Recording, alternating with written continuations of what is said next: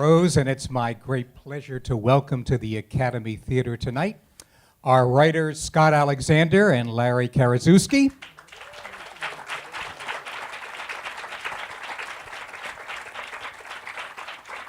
Christoph Waltz.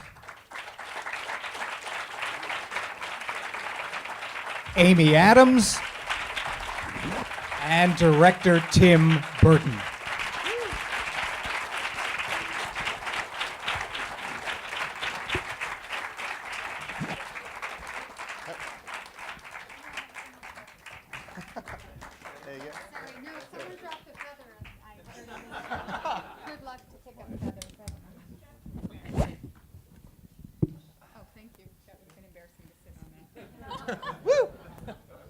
Scott and Larry. Yes. Yes, sir. How did you discover the story of Margaret and Walter Keane? We were strolling through a museum. No. Oh. We were reading a book called The Encyclopedia of Bad Taste. We were working on a rewrite 11 years ago, a science fiction movie about a perfect planet of higher intelligence, many galaxies away, that gets destroyed when a bunch of pop culture debris from Earth finds its way to this planet. And I think they should have made the movie. It was a funny script. Yeah. And It was things like MC Hammer albums and stuff like that. and Cocoa Puffs and Gilligan's Island and disco outfits. And we're looking through this book, and there was a 2-page article on Margaret and Walter Keane. And it was just such a crazy story. And we love sort of stories that happen in the margins of pop culture. Stuff that didn't get a lot of publicity, but that's really kind of quirky and interesting. This is a great story. It had these themes of high art and low art. It had really interesting themes about female empowerment and a woman sort of coming out of that mid-century 50s suburbia version of who the woman is and who the man is in the family. And Margaret and Walter just seemed like incredible characters. So we started researching the story and looking up old newspapers. That was 10 years ago. Right? 11 years ago, yes. I wish it were only 10 years ago. What happened next? What happened next was we did a lot of research, and we figured out this was a movie we really wanted to make, and we had to, but when doing the research, we were just finding the sort of the public story, sort of the Walter Keane story.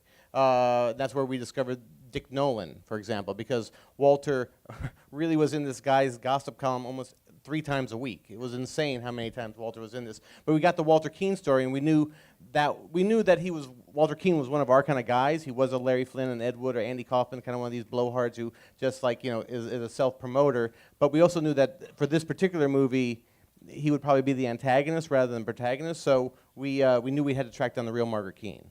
So we contacted Margaret through a friend of ours who's a collector, a guy named Matthew Sweet, and we went up to meet Margaret. And where was she living at the time? She was living up in Northern California, and we spent outside San Francisco. We spent a great deal of time with her, trying to win her over. She's very much like the way Amy played her. She's very shy.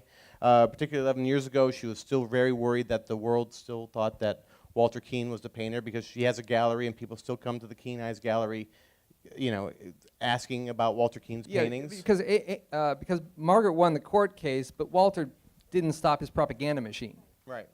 So he continued giving interviews until the day he died, Right. saying he was the painter. Right. Which was in 2000, correct? Yes. Yeah. So what we had to do really was ask her questions and find out her personal story. Things like the stuff about her and her daughter, which is stuff we didn't really know about. We didn't know how big the conspiracy was, how big the inner circle was, and we found out the inner circle really existed between these two people, where literally she had to lie to her daughter, and that was the most important person in her life. And the fact that we asked her about her friends, and she said, well, I had friends at the beginning, but as time went on, I'm a bad liar, so I didn't invite them over, or I didn't meet them for lunch, and then when they did come over, Walter would yell at them and they would leave, and so within a couple years, she didn't have any friends either. So this portrait of a really isolated woman became clear to us, and we spent 8 months trying to win her trust, and finally she gave us the rights, because we needed the rights to her life, and we also needed the rights to her art.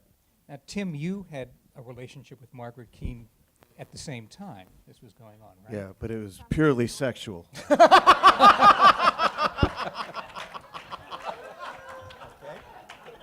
That's really how the movie got made, okay? Exactly. Okay, what they're talking Exactly.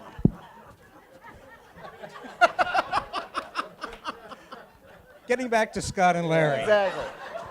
I think you guys just got a world exclusive there.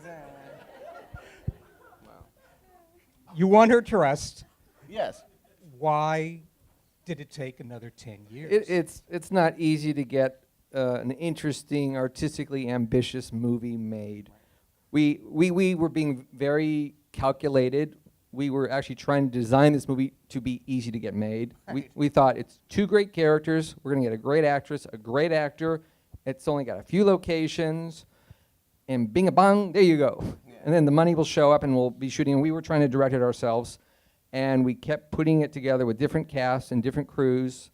And we scouted and we prepped the movie in Portland, in Salt Lake City, in New Orleans, in Buenos Aires, Argentina, ladies and gentlemen. Exactly. Yes, we had a full production ready to go in South America, which doubles very well for Hawaii and San Francisco, better than Vancouver does, strangely enough. But it was very difficult. I mean, here's the thing. Foreign financiers would look at the movie and they'd say, "Oh, it's got a female protagonist. It's about art." You know, they really thought it was going. It's a little weird. Yeah, they always thought it was going to be you know, when they do the comps on movies about artists, they think of movies like Pollock, which is was a really good film, but it's a very serious, very different kind of tone than we were going for. We always saw it as a very entertaining, you know, 1950s Doug Sirk female empowerment picture. But that is not that easy to get made. Tim, you had commissioned a portrait for Margaret. Yeah, I don't want to go any further. No, I won't. No, I got to the important bit. No, but I mean, you know, parallel universe to Scott and Larry. You know, obviously I grew up with it was very keen. You know, we didn't have Picassos or Matisses hanging in our living rooms. We had Keens, and you know, and even as a child, I was kind of looking at people's grown adults' living rooms, seeing, why do you have this weird crying child in your living room, you know? And so as a pop culture enthusiast, I was always taken by, you know, the quite haunting images, you know, something quite disturbing about them, so that it sort of remained with me. And it wasn't until about mid-1990s that I sort of heard the story about, you know, what these guys had been looking into, and I also got the chance. I went to her studio and met her and commissioned a painting, and this was before, you know, I knew these guys were writing something, and so you know, I just found, because it was such a strong part of my, you know, growing up in the imagery, such a you know, like Ed Wood, there's this dynamic of what's good and what's bad, and you know, since I've experienced that myself quite a lot, you know, I felt quite close to the material. Did you imagine ever putting her story on film? Well, not when I met her, because she's so, you know, these guys, and Amy is very, very shy. I mean, she's got almost this sort of, you know, like in War of the Worlds, this sort of invisible protective shield around her, and she's so private. You know, you find it reluctant to ask her things, and. But you know, once I knew that Scott and Larry were writing, you know, given the fact that working on Ed Wood, I knew this is right up their street in terms of, you know, finding these kind of, you know, truth is stranger than fiction type characters. Now, Christoph, I think you had a role somehow in bringing Tim into this project. Is that incorrect? I would never dare to say it's incorrect. I'm just not really aware of it. All I can say, I wish I could talk half as fast as Larry. No, but it kind of like interesting projects usually have a tendency. It kind of condensates. There's sort of a cloud around, and then, you know, specific little particles condensate the essence, and it comes together in a cluster. And I feel that's how it happened. I'm not really aware of a sequence or of a causality. Well, Tim, when you came on, Christoph then immediately was cast as Walter. Well, I mean, it seemed like it did happen. I mean, I've worked on projects that have taken 10 years. You know, it seems to happen. It's like you spend all this time, and then all of a sudden it's like, okay, quick, let's do it. And again, I lost track of sequence, but Christoph and Amy, it seemed to be kind of close in terms of the time that you know, we all got interested, and so yeah, I mean, you never quite know how these things happen. Then you show up, and then you're on the set making it, and low budget, doing it quickly, and you know, sometimes it's like a fine wine. It takes a long time to ferment. Amy, when you first read this script, I know you had some apprehension about whether Margaret was the right character for you. It wasn't apprehension about Margaret per se, but it just where I was in my life and what I was looking to do with my work. I had sort of started playing more confident characters and kind of was enjoying this process of exploring this other side of my work. And then I had my daughter, and I was a good 3.5 years into parenting, and I read this, and I just saw Margaret as a more fully fleshed out woman, and I didn't see her as a type.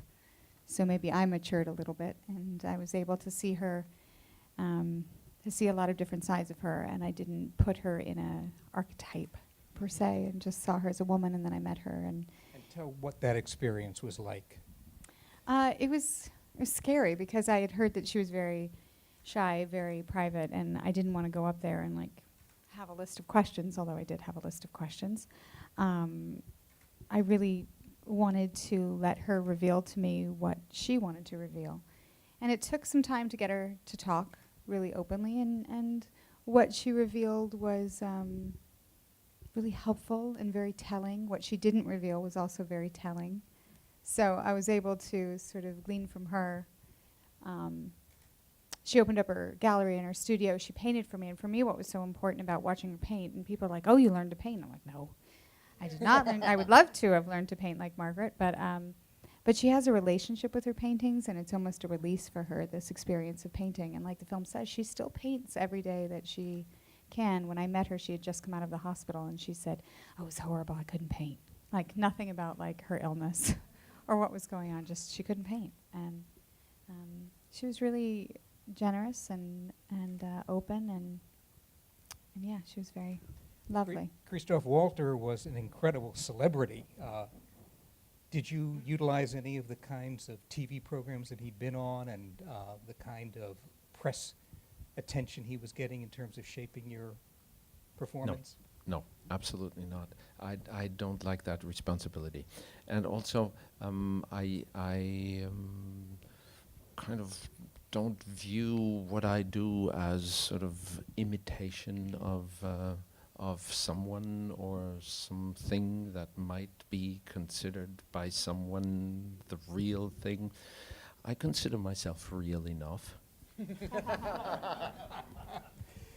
Tim, you mentioned this was a return to you for low-budget filmmaking where your career began. I wonder if you could talk a little bit about, because you'd been making some pretty large special effects films of late.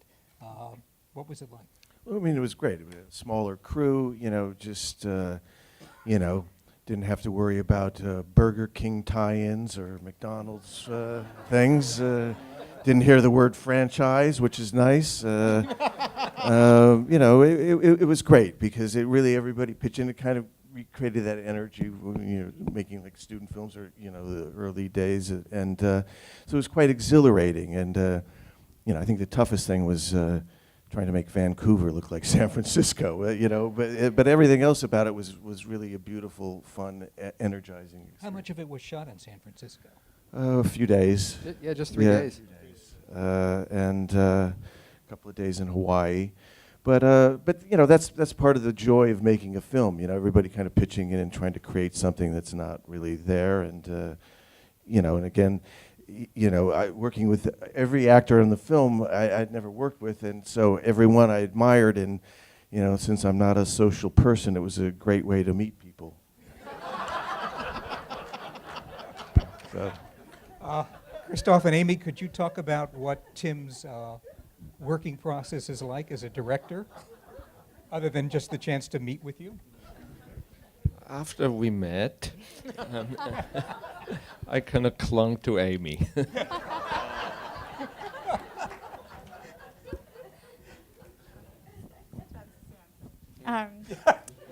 Oh no. You know, I sometimes have a tendency to be intimidated by people very easily.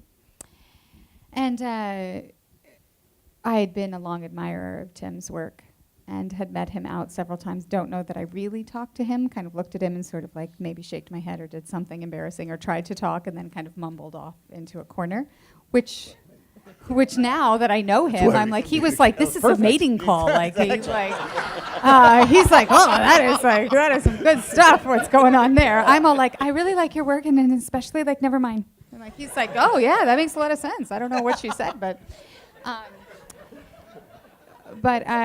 when I heard that this film was happening and I had an opportunity to read it again, I had this like overwhelming feeling that I wanted to play Margaret. And I usually follow my instincts when I want to play a character. It doesn't happen that often that I feel like I have to write a director, but I wrote him and kind of pled my case to some degree. It wasn't begging, but probably had I met him, it would have looked like begging, and then I would have slunk off to a corner, and he would have been like, awesome. No, I'm sorry, Tim, but here I go. See, and now I'm going to slink off to a corner. But I was surprised when I started working with him that I was actually very, very relaxed, and I settled into this place of joy in my work and real discovery, and I felt like he created this universe in which I got to exist in. And I know I was playing Margaret, and she was a real person, and I always kept that in mind, and I honored that. But I also was existing inside the world of this director that was inclusive, very, very inquisitive and joyful. He laughed with us. He cried with us. We felt like we were just all in it together. It was a beautiful experience for me. I was actually laughing at you. Well, Sorry. I can any attention from you is good attention, so I'll take it. So. You see, there's a special language, as you might have noticed, that you need to learn to speak with Tim. It's Timese, and once you get fluent in it, it's like traveling to a foreign country. It kind of opens up these most amazing things. So that's the wonderful thing. You explore a foreign world once you learn how to speak Timese. Speaking of amazing things, I think one of the great showpieces of this film is that trial scene. But Scott and Larry, it's true that this wasn't even what was really, there was much, much more to this trial scene. It blows people's minds to find out that we had to tone down the trial because Walter Keane actually did represent himself. He did cross-examine himself. Yeah, he ran back and forth. Yeah, and you know. How else would you do a Exactly. cross-examination? It totally makes sense. It's completely logical to Christoph. Yeah, we read all the Hawaiian newspapers about what went down at the trial, and the judge so hated Walter Keane. I mean, the judge said, like, you have concrete between your ears. You know, he wanted to duct tape Walter's mouth. He tried to shackle him. Yeah, so we actually wrote the first draft of the script had a lot of that stuff in there. And also, Walter kept flying in character Yes. witnesses who kept bombing out on the stand. Yeah. They were supposed to be making Walter look good, and then once they've like done the oath on the Bible, then they look at the judge. They would start like, telling stories against Walter. He'd say, "No, I haven't seen you paint." You know, there was that kind of thing. Well, it's like, yes, you have. Yes, you have. He actually flew Wayne Newton there, believe it or not. The restraint it took for us not to put Wayne Newton in the script, let me tell you. But Wayne Newton actually later flew out to Hawaii to meet the real Margaret Keane and apologize. Once he actually, like years later, when he actually knew the truth, Wayne Newton came to Margaret. Well, he has his own airplane. He does. He's Wayne Newton. He can I do hope whatever he wants. apologized in song, but that's just my secret Exactly. wish. So yeah, we toned it down a bit. We didn't want it to appear. I mean, obviously it is a big comic set piece, but we needed it to It's a climax. exist in reality as well. Has Margaret seen the film? Yes. Her reaction? Well, I mean, for we took her to see. We flew up to San Francisco to show her a rough cut last summer, and you know when we got her rights, she was in her late 70s. Now she's in her late 80s. Yeah, she's 87. And so we really wanted her to see the film. Yeah, I mean, because we were dragging this project out. You know, when we met her in 2003 and we got her to sign on the dotted line, we said a year or two. Right. And then we had to keep re-extending the rights deal. Exactly. And then she would call every 6 months, so what's happening with our movie? and then we would get her hopes up. Oh, we're going to be shooting in Portland. Yay! And then 6 months later, it fell apart.